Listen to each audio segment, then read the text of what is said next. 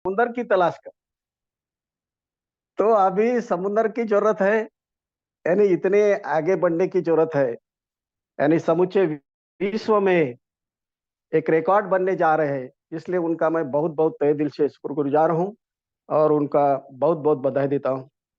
और आज इस ध्यान संध्या में उपस्थित आदरणीय धर्मचारी धर्मचारिणिया, आदरणीय धम्म मित्र, आदरणीय धम्म सहायक, धम्म सहायिका और बालक बालिका सभी को मेरा प्यार भरा जय भीम, नमो बुद्धाय। तो आज यानी विश्व धम्म ध्वज दिन है। तो इस विश्व धम्म ध्वज दिन की आप सभी को बहुत बहुत बधाइयाँ। तो सबसे पहले मैं थोड़ा सा इस धम्म ध्वज दिन के बारे में बोलने वाला हूँ और बाद में आगे बढ़ेंगे। तो ये धम्म ध्वज जो है, इसका बहुत बड़ा इतिहास है। जैसा आप सभी को मालूम है कि अंग्रेज लोगों का बहुत सारे देशों पर उनका राज था। ऐसा कहते हैं कि उनके साम्राज्य में सूरज डूबता नहीं, वो बहुत सच है। तो अपने भारत में जब सूर्य अस्त होता है, सूरज अस्त होता है, तो वहां पे वो सूरज निकलता है इंग्लैंड में। तो हम इंग्लैंड में गए तो ये हमने खुद एक्सपीरियंस किया है। तो ये बहुत अच्छी बात है कि इतना समूचे जगत पर उनका राज था अंग्रेज लोगों का। तो 1880 में डेविड सिल्वा नाम के एक धर्मगुरु, ख्रिस्त धर्मगुरु, वो वो इंग्लैंड से श्रीलंका में आ गए 1880 में। और वहां आने के बाद उन्होंने चैलेंज दे दिया कि उनको ऐसा लगता था कि हम ख्रिस्ती धर्मियन बहुत ही जगत में श्रेष्ठ है, सबसे ज्यादा श्रेष्ठ है, और हमारा धम्म जो है ख्रिस्त सबसे श्रेष्ठ है। तो उन्होंने चैलेंज दे दिया कि हम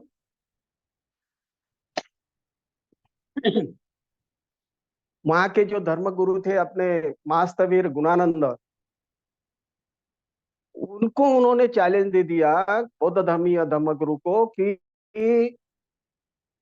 एक डिबेट रखेंगे, वाद विवाद, और उस डिबेट में चर्चा करेंगे धम्म के बारे में, ख्रिस्त धर्म के बारे में और बौद्ध धर्म के बारे में। तो ये चैलेंज स्वीकार कर लिया महास्तवीर गुणानंद ने। और उन्होंने ऐसा कहा डेविड सिल्वा ने, यदि मैं जीत गया तो आपको ख्रिस्त धर्म का स्वीकार करना पड़ेगा, और यदि मेरी हार हो गई इस डिबेट में तो मैं बौद्ध धर्म का स्वीकार करूं। तो श्रीलंका में पानादुर, यहाँ पे ये जो ठिकान है, शहर है, वहां पर वो डिबेट जारी हो गया। और उस वाद विवाद स्पर्धा में बहुत ही, ये जो डेविड सिल्वा के साथ बहुत ज्यादा धर्मगुरु थे, धर्मगुरु की टीम थी बात करने के लिए, और बौद्ध धर्मगुरु की तरफ से अकेले महास्तवीर गुणानंद थे। और उस डिबेट में ये जो डेविड सिल्वा, यानी ईश्वर आत्मा कैसा हमारा ख्रिस्त धर्म श्रेष्ठ है, लेकिन महास्तवीर गुणानंद कहते हैं बौद्ध धर्म विज्ञान पर आधारित है। और विज्ञान से ही इस विज्ञान के तत्व के सामने उनके जो काल्पनिक थे ईश्वर आत्मा, वो तत्व टिक नहीं सके। और उनका वो पराजित हो गए डेविड सिल्वा। जैसा एखादा टाइगर के सामने बकरी रहती है ना, वैसा वो मौन हो गए और उन्होंने पराभव अपना स्वीकार कर लिया। और वो जो कंडीशन थी, अर्थ थी बौद्ध धर्म स्वीकार करने की, तो डेविड सिल्वा ने बौद्ध धर्म स्वीकृत किया। और 1880 में जब वहां श्रीलंका में थे, तो ये जो न्यूज है समूचे जगत में वर्तमान पत्र में प्रसारित हो गई कि यानी बौद्ध धर्म का बहुत ही गुणगान करने लगे समूचे जगत पे। और ये डेविड सिल्वा ने, जो ख्रिस्त धर्म गुरु है, उन्होंने बौद्ध धर्म का स्वीकार किया है। तो ये जो बातमी है, ये जो न्यूज है, अमेरिका में थियोसॉफिकल सोसाइटी के प्रमुख थे कर्नल अल्कॉट और ब्लाउतस्की, मैडम ब्लाउतस्की, ये दोनों श्रीलंका में आ गए। और श्रीलंका में आने के बाद उन्होंने भी बौद्ध धर्म का स्वीकार किया। सुमंगलाचार्य ने उनको बौद्ध धर्म की दीक्षा दी। और फिर ये कर्नल अल्कॉट, सुमंगलाचार्य, महास्तवीर गुणानंद और अनागरिक धम्मपाल, इनके सामने उन्होंने ध्वज का प्रस्ताव रखा 1880 में। और वो प्रस्ताव फिर बाद में 28 मई 1888 में पहले बार वो ध्वज, पंचशील का ध्वज फहराया। और ये जो पंचशील का ध्वज है, भगवान बुद्ध के शरीर के जो षडवर्ण, जो रंग बाहर आते थे, उस रंग से, उस रंग पर आधारित ये पंचशील का ध्वज है। इस पंचशील के ध्वज में ये जो 5 रंग है, पहला जो रंग है नीला रंग, और जो नीला रंग है वो विशालता और असीमता का प्रतीक है। नीला जो रंग है तो पहला। और दूसरा है पीला रंग, ये तेज और उत्साह का प्रतीक है। और लाल रंग शौर्य और धैर्य का प्रतीक। और सफेद रंग शुद्धता और निर्मलता का प्रतीक है। और केसरी रंग त्याग और करुणा का प्रतीक है। और जो मिश्र रंग है समता, शांति और विश्व मैत्री का प्रतीक है। यानी समूचे जगत में विश्व मैत्री, बंधुता, समता प्रसारित करने का महत्व इस पंचशील ध्वज का है। तो इतनी महान ये पंचशील ध्वज, इनको, पंचशील ध्वज को कोटि कोटि प्रणाम करेंगे और आगे बढ़ेंगे। तो आज का ये जो मैं बात करने वाला हूँ, सुत्त पिटक से लिया है, अंगुत्तर निकाय भाग 2 में से मल्लिका देवी सुत्त। तो एक समय भगवान बुद्ध वो श्रावस्ती के पास जो जेतवन है, उस जेतवन में रहते रहते थे। और वहां पर ये मल्लिका देवी भगवान बुद्ध को मिलने के लिए गई। भगवान बुद्ध को अभिवादन करके क्षेम कुशल पूछा उसने, और एक बाजू में जाकर बैठ गई। और बैठने के बाद वो भगवान बुद्ध को पूछती है कि मेरे मन में कुछ प्रश्न है। तो पहला प्रश्न वो पूछती है मल्लिका देवी कि एक जो स्त्री है कि जिसका वर्ण दुर्वर्ण है, दुर्वर्ण यानी काला रंग है, सांवला रंग है, और वो बहुत ही कुरूप है, बहुत ही क्रोधित रहती है, क्रोध से उठकर खड़ी होती है, और कभी भी उसने किसी भी और उसके पास संपदा भी बहुत कम रहती है, और भोग के सामग्री जो है वो भी बहुत कम रहती है, और उसको नातेवाईक सगे सोहरे भी बहुत कम है। तो इसका कारण क्या है भगवंत, ये पहला प्रश्न पूछा। तो दूसरा प्रश्न पूछती है मल्लिका देवी, दूसरी एक जो स्त्री है वो भी दुर्वर्ण है, बहुत ही कुरूप ऐसा चेहरा है, और वो बहुत ही, यानी किसी का औरों का सम्मान भी नहीं करती, तो भी उसके पास बहुत ही ज्यादा संपदा है। भोग सामग्री भी बहुत ज्यादा है, और सगे सोरे भी उसके पास बहुत ज्यादा है। तो इसका कारण क्या है? ऐसा दूसरा प्रश्न वो भगवान बुद्ध को पूछती है। और फिर तीसरा प्रश्न भगवान बुद्ध को पूछती है, भगवंत, एक स्त्री जो है बहुत ही सुंदर है, बहुत ही लुभावनी है, बहुत ही आकर्षक है, लेकिन उसके पास कुछ भी धन नहीं है, धन संपदा नहीं है। उसके पास खाने की जो सामग्री है वो भी बहुत ही कम है, और उसके पास सगे सोरे भी बहुत कम है।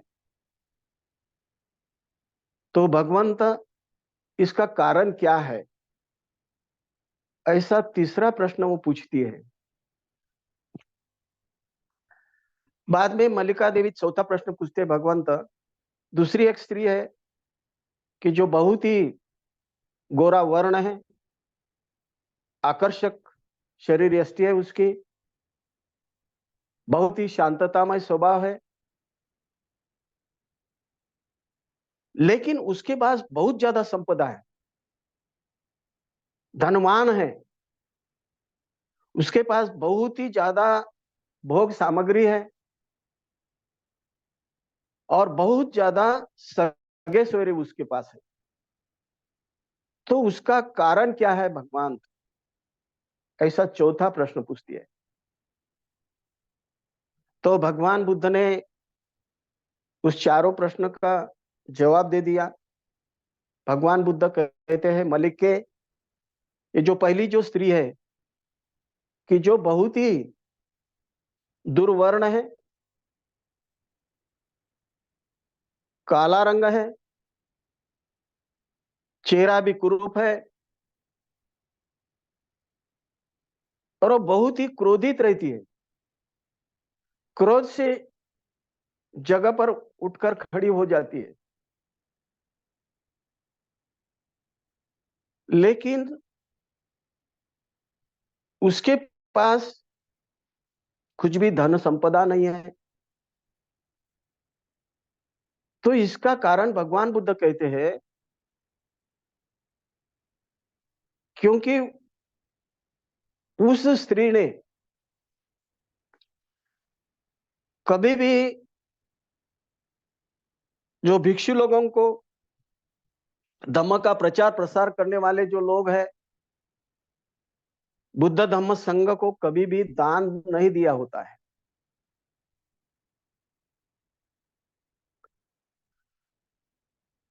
और वो बुद्ध धम्म संघ का द्वेष करती है, बुद्ध को वैरी मानती है। तो उस जन्म से जब वो च्युत हो गई, जब वो मृत्यु हो गई, और बाद के जन्म में वैसा ही उसको जो दुर्वर्ण प्राप्त हो गया, काला रंग प्राप्त हो गया, और बेड़प शरीर यष्टि, कुरूपता, ये सब दुर्गुण उसको प्राप्त हो गए। और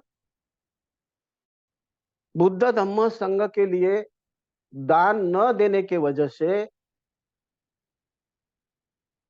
उसके जीवन में धन संपदा बिल्कुल नहीं मिली उसको, बहुत ही दरिद्री अवस्था में जीवन मिला, सगे सवेरे भी उसको बहुत कम मिले, और खान पान की सामग्री भी बहुत कम मिली। तो इसका कारण यह है कि भगवान बुद्ध पहली स्त्री के बारे में मल्लिका रानी को, मल्लिका देवी को कहते हैं। तो दूसरी स्त्री के बारे में भगवान बुद्ध कहते हैं कि जो स्त्री बहुत ही, यानी सांवला रंग है, आकर्षक शरीर यष्टि भी नहीं है,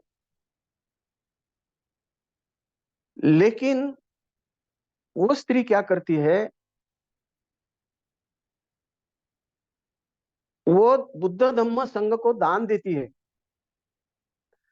भिक्षुओं को दान देती है,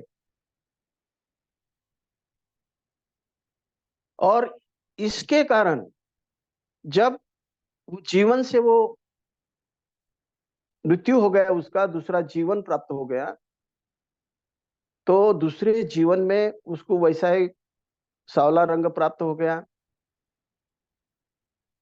लेकिन उसको बहुत ही ज्यादा धन संपदा उसको मिलती है, सगे सोयरे भी बहुत ज्यादा मिलते हैं, और खान पान की सुविधा भी बहुत ज्यादा उसको मिलती है। तो ये भगवान बुद्ध दान देने का फल उस दूसरे स्त्री को मिला, ऐसे कहते हैं। फिर तीसरे स्त्री के बारे में भगवान बुद्ध कहते हैं कि जो स्त्री गोरा रंग प्राप्त हो गया है, बहुत ही आकर्षक है, बहुत ही विलोभनीय है, मन में शांतता और संतुष्टि है,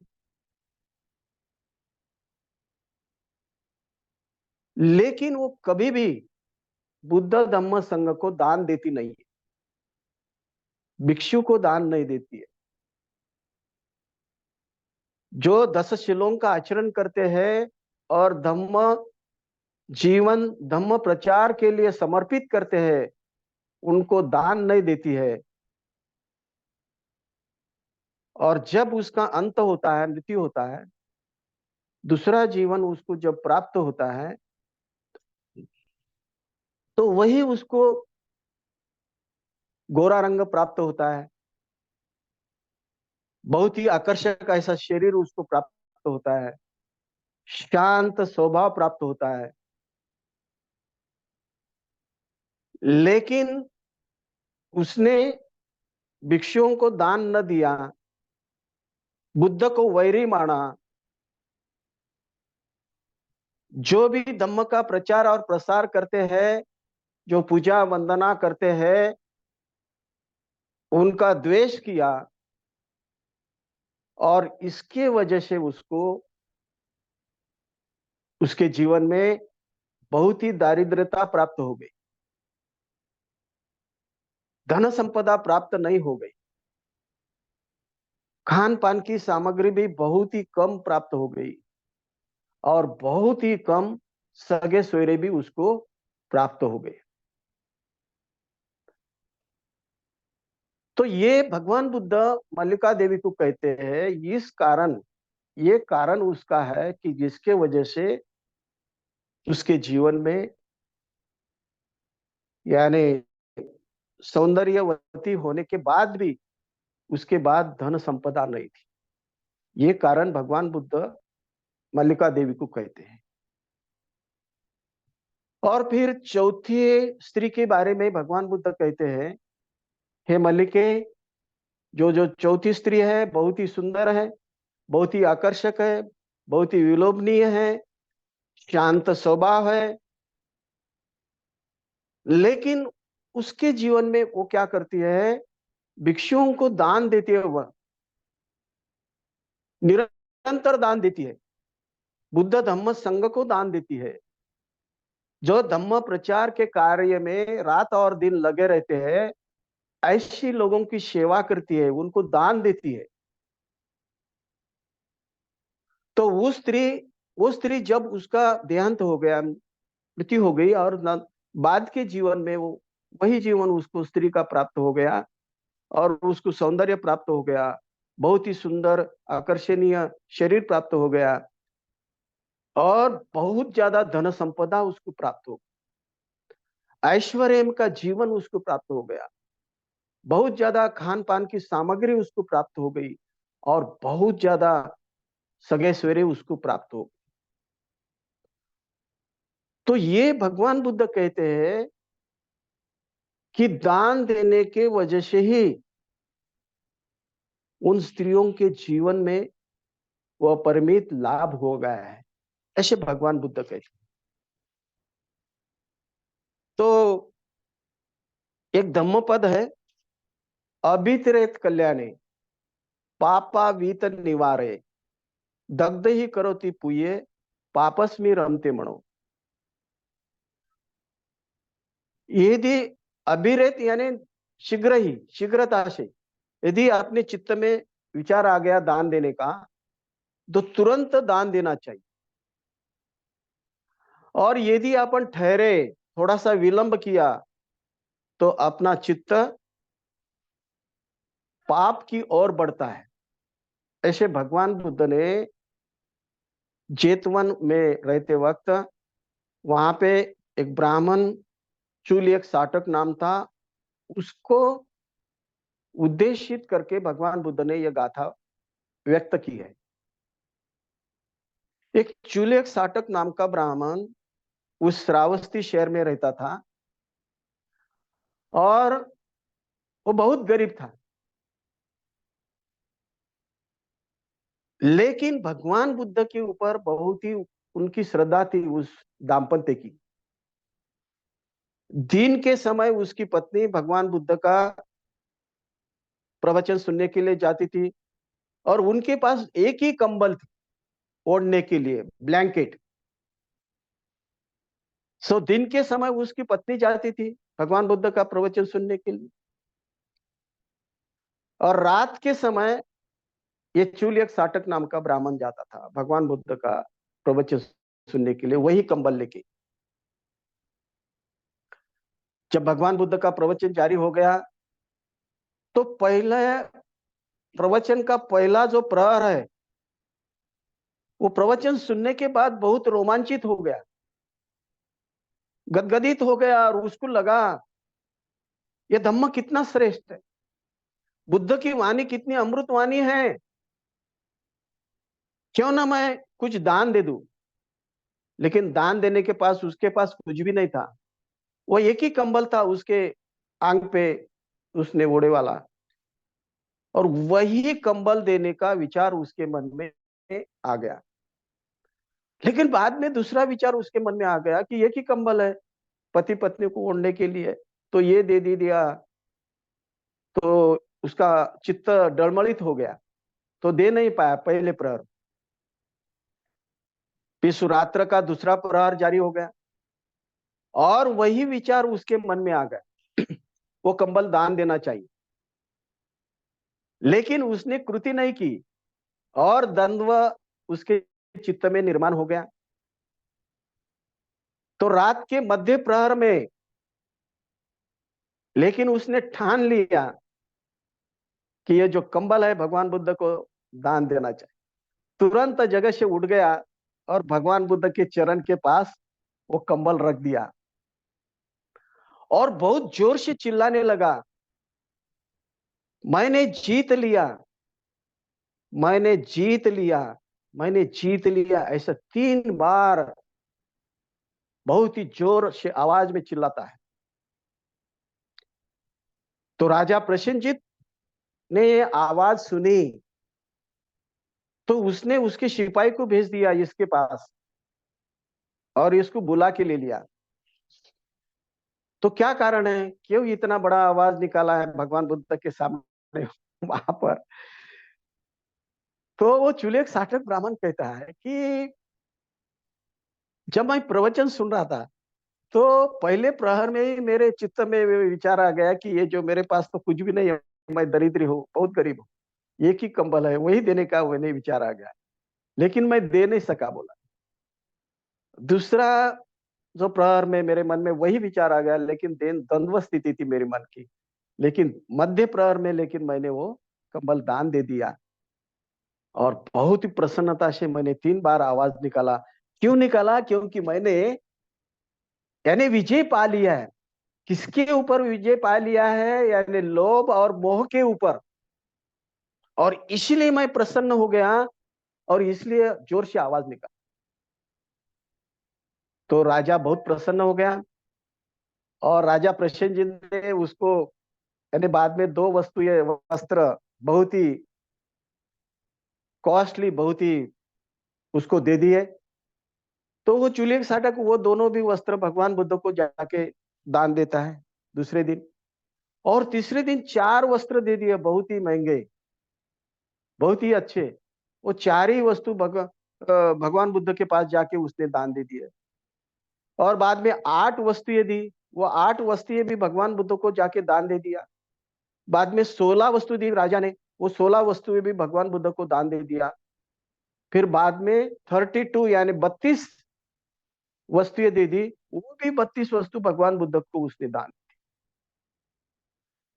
फिर राजा प्रसेनजीत को लगा कि भाई इसको बहुत अच्छा दान देना चाहिए, यानी बहुत ही महंगा। तो इसलिए भगवान बुद्ध को इसने उस चुलियक साटक ब्राह्मण को राजा प्रसेनजीत ने यानी 1-1 लाख के जो 2 ब्लैंकेट दे दिए। तो वो क्या करता है, चुलियक साटक वही ब्लैंकेट भगवान बुद्ध को दान देता है और एक अपने घर में रखता है। क्यों रखता है घर में? क्योंकि जो भिक्षु आ गए, भगवान बुद्ध आ गए, तो उनको उसके ऊपर बैठकर भोजन देगा, वो दान देगा, इसलिए ये घर में रखा।